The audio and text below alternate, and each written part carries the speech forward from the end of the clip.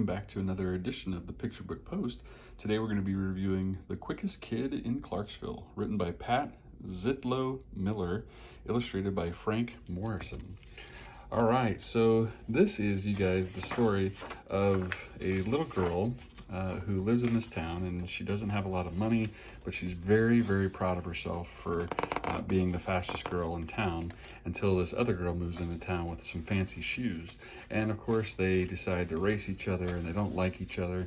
And, you know, one eventually falls and trips herself, and so it really makes them not like each other.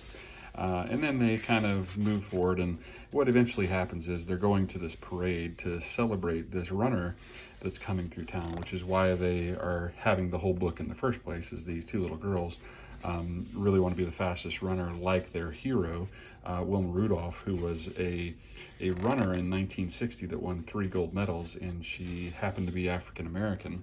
And so it's really their story of wanting to get to this parade to cheer her on, and it's kind of this moment for them that they end up becoming friends because they help each other carry the banner.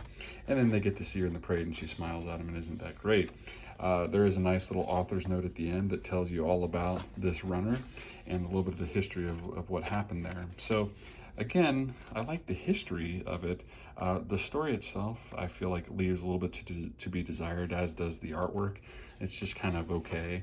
The story, I feel like these two girls aren't terribly likable, and that's the biggest problem of the book. And then really there's just not any great emotions that you feel. It's not funny, it's not clever, it's not sad, it's not touching, you know. And so you get to the end and you're like, okay, well, I guess that's the end. They got to see their hero, yay.